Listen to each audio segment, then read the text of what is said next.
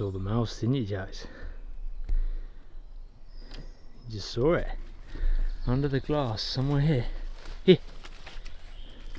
Wait, wait.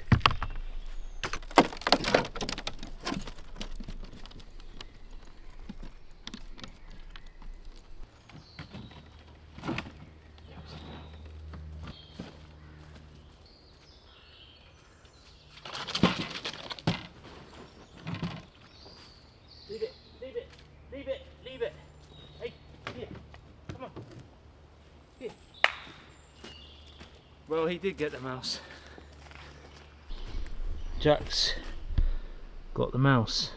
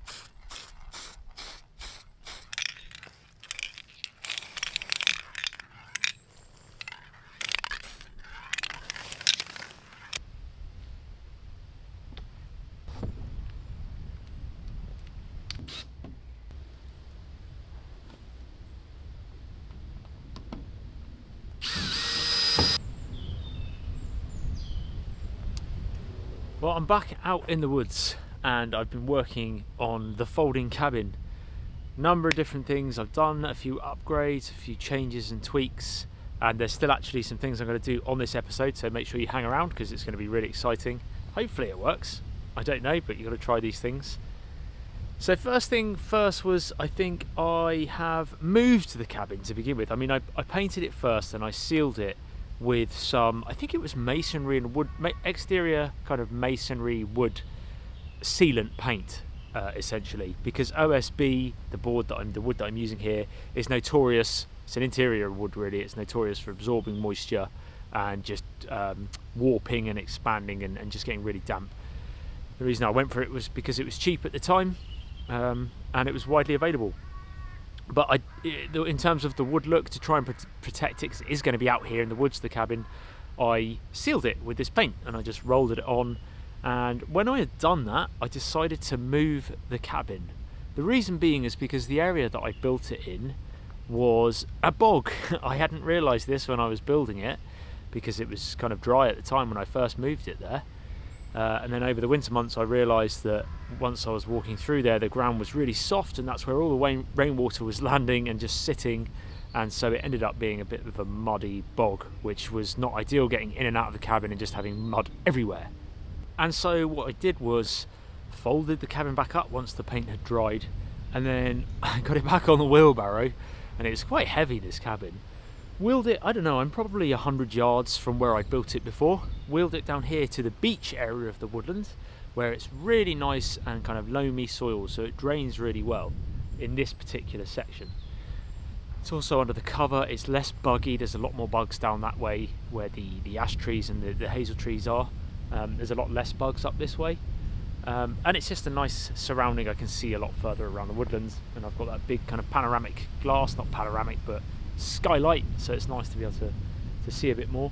So I've moved it up here, and then I decided the next day, I think it was, that I didn't really like the colour of the paint was giving it a really cool, like cold, damp feeling to it anyway, even though it was to protect it. So I decided to paint it green, a kind of more stealthier blend-in olive green. I think it's actually called sage green. I just had some leftover spray paint that I was doing some furniture with my wife back at home. I think it's hers actually, don't tell her. And yeah, I just used a couple, I think it took 2 cans, they're only £8, and I just sprayed the inside this green colour because I didn't like the cold blue, and it actually looks a lot better. I'm really, really pleased with that. Just blends in a lot more, it's just a little bit less garish and less cold. The next thing I added was these mesh storage things. I got them online fairly cheap. I think it was Amazon or something. I'll put a link in the description. They come with these little adhesive fixings, which I thought were really, really quite clever.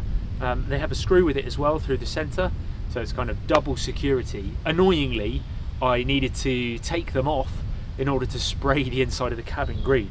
So it was quite frustrating, but thankfully, although the adhesive's not as good now I've pulled them off, these screws keep them in anyway. So these are ideal. Things like in the winter when I've got a coat and things, I can just, or sleeping bag when I'm done with it, pillows and stuff, I can shove in here. It just gives me extra storage options around the cabin.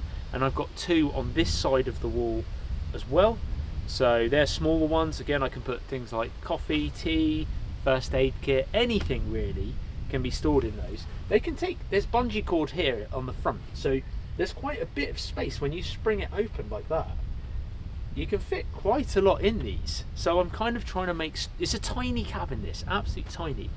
I'm trying to make as much of the storage space, make the most, of the storage space as much as possible.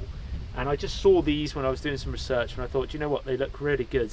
I think they're used in camper vans and conversions and things like that quite a lot. So that's worked out really well. There's a few more things which I'm going to do in this video, hopefully, if it works, and that is to try and add wheels. That's right, I want to try and add wheels to it, and also maybe some handles. That was my thinking, if I can get it to work. I'm not sure I'm going to get it to work yet. It's nice to be back in the woods anyway. So it's back to taking it all apart, folding it down, and then I've got to flip it over to try and do the wheels and the handles. Should be interesting. Doesn't take too long.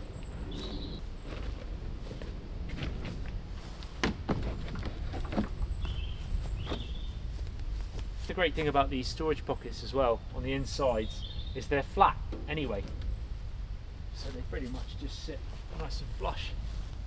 That one there, there.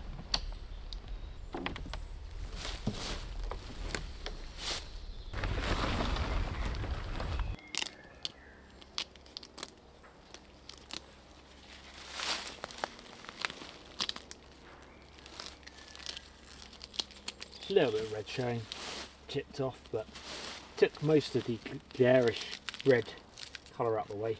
Plan is to have these on the outside going through here, so I need to take these off first if I can. Hopefully I can get these off, and then try and get the wheels on.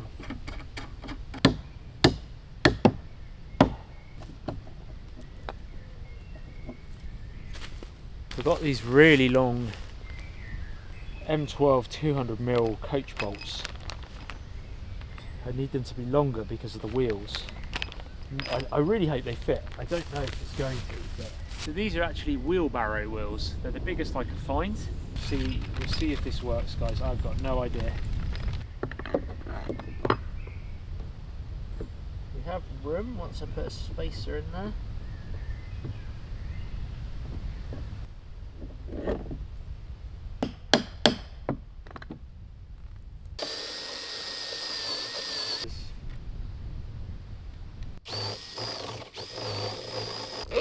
That goes in there.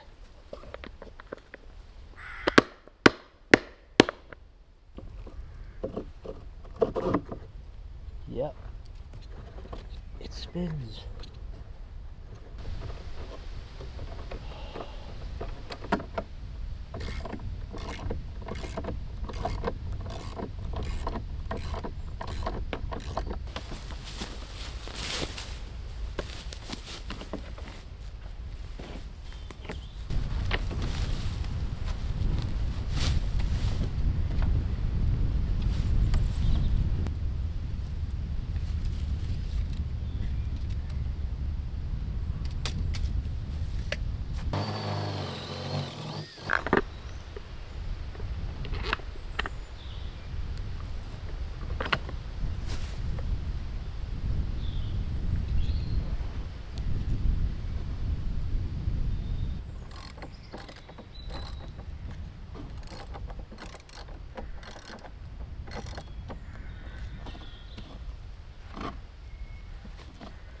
Oh, we have a working wheel.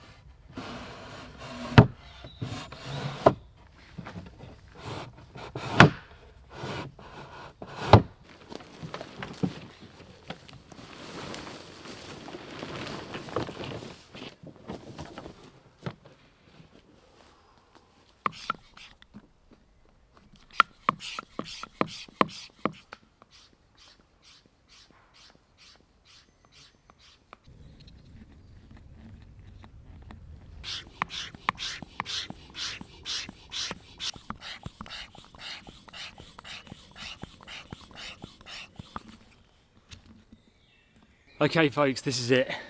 This is another day, by the way, hence my face looking slightly different. But the wheels are on. Probably not the best way that I built them. I think it's going to be a bit tricky to push this along. But nevertheless, I've fitted wheels and I'm chuffed. I've just pumped them up to, I think these are maximum 30 psi, so I can't really go too much higher than that. I don't want to burst them. And I've fitted some handles. So what I've done at the back is, hopefully it works, but basically installed some handles that I can pull out, and I made it from offcuts of wood from the project itself. I brought back out here in the woods with me. So I just used offcuts, and it's just a sliding piece of, I don't know, 3x1 or something like that, and a little stopper to stop it coming out. At the moment it should, in theory, that's it, pull out there, pull out there. And then, yes.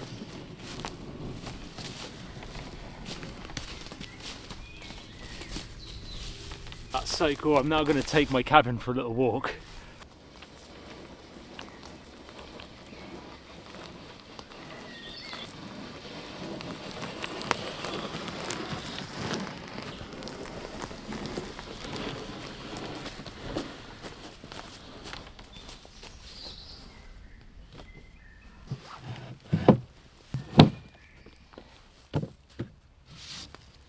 Okay, success in terms of it rolls. The handles are absolutely solid because it's a heavy base. The wheels move fine. They are rubbing a bit because I think in hindsight I should have built it on like a single axle so that there's less of this, because the wheels can kind of do this. I've never done this before, so I don't really know what I'm doing, especially with wheels, but it seems simple when you think about it in your head, but there's a bit more to it, I think, to try and stop them from rubbing. Even though I've got kind of those spacers from the wheelbarrows, it's the wheelbarrow wheels, sorry, it's just they still kind of kick in, and I wonder if I should have had a long long piece of metal going all the way through, and that way there's more support as well, because all that weight is on those M12 coach bolts, which will take my weight no problem, but over time I worry that that's gonna fail. Anyway, this is a prototype, remember, this is version 1. So the wheels are on. I'm really pleased with the handles, the retractable handles. There's one more thing I'm going to add to the door, and then yeah, I think I'm pretty much there.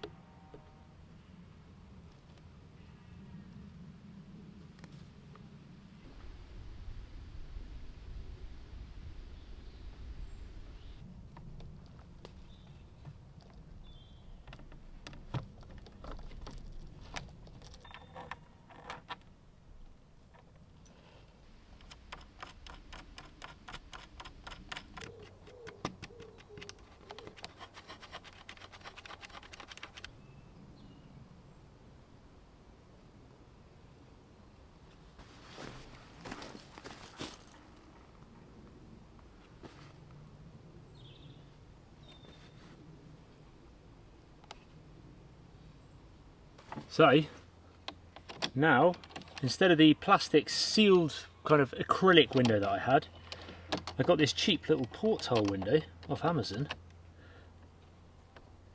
Opens from the inside and locks from the inside. So now I've got the same window that I had before, except it's got a rubber gasket on it. It's sealed with bolts, nuts, silicone, and it's not going to fall off like the last one did. Very pleased with that. It's used on boats, obviously, because it's a porthole window, but I really like it. It's a nice little touch.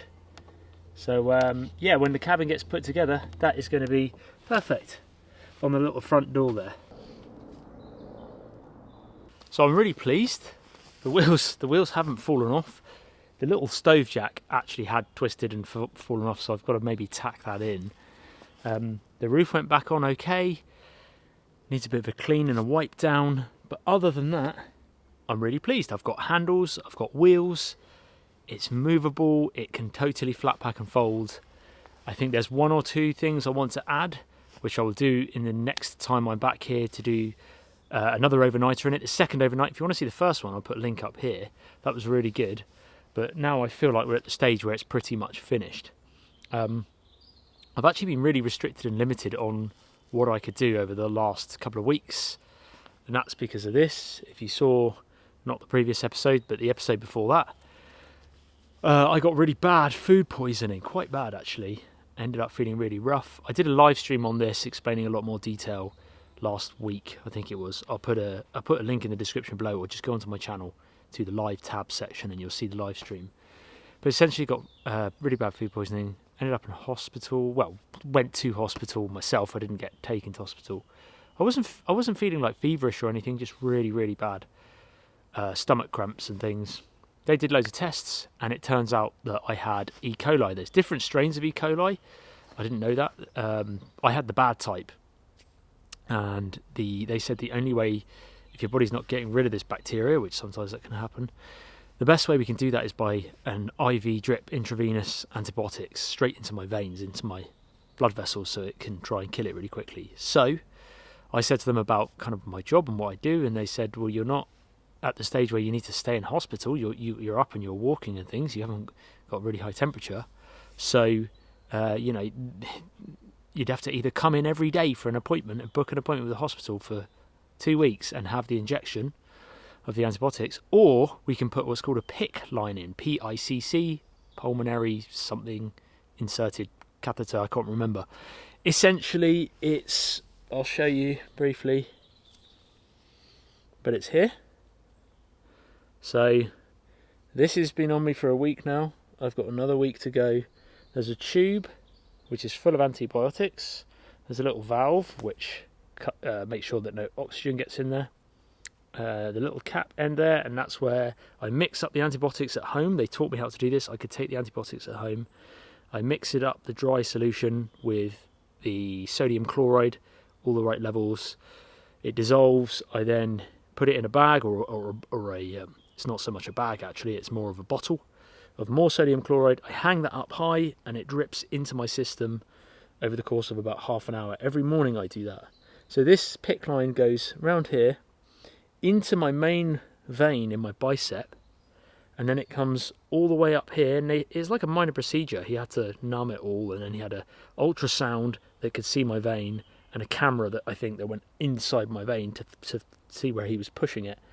It went all the way under here, under my armpit, up. It goes up around my neck, and it goes down about an inch away from my heart, so that when I administer the antibiotics, they go straight into my heart. My heart pumps them around my body, and it's obviously the quickest way of trying to get rid of bacterial infections. So yeah, that's kind of put me on a bit of a limiter for the past week and a half, and will do for another week, and then I'm on oral antibiotics for another 2 weeks after that. It's been an interesting time. I feel fine. I feel really good now. I don't feel as bad as I used to. I still get kind of stomach cramps, but I think that's down to also the antibiotics, because it kills all your gut bacteria as well, all your good gut bacteria. So I need to get on some probiotics and prebiotics and build up my gut bacteria. But as a result, yeah, it meant that I couldn't come out filming as much. So I apologise for any gaps in videos over the last couple of weeks and for the next 2 weeks. Might have one next week, I'm not sure. We always do Tuesdays, remember. TA Tuesdays, so if I didn't upload one Tuesday, hopefully it'll be the following Tuesday. It's what it is. It's annoying, but I'm pleased. I've got what I wanted to get done here. I did a live stream, like I say, last week on my main channel, or here on TA Outdoors. That was really good. It was really nice to be able to connect with you guys and talk live and get live feedback and things, Q&As. I'm going to do that more regularly on my second channel called Life of Mike. There's a link in the description below. So if you guys are interested in general updates of what's going on in my life, there's other videos, long form videos on there too. Head on over to Life of Mike, hit subscribe, and we'll be doing hopefully weekly live streams if you're up for just asking me questions, and I can get back to a lot of you a lot quicker. And it's just nice because other than that, I only have comments to kind of read, and it's sometimes if I get back to them, someone doesn't get back to me. It takes a long time, whereas when you're live, you can interact much better. I really enjoyed it. So head on over to Life of Mike if you were interested in that. If you're interested in the full mini cabin series, Episode 1, I think I've done 2 or 3 now. That's on my channel too. I'll link in the description. And also we have a second YouTube channel called TA Fishing, which is run by my dad. All things fishing and outdoors. Don't forget to subscribe to that. Whew. Thank you very much for watching. I really appreciate it. And hopefully I will see you guys out here in the next week or so. We've got some bushcraft tips coming as well. I know you guys have been really patient with the survival tips videos. Hopefully back to overnight soon, but I need to let my body rest, and yeah, more of these and the pop top cabin and all sorts. So thank you all for your support and kind words, and I'll see you guys real soon.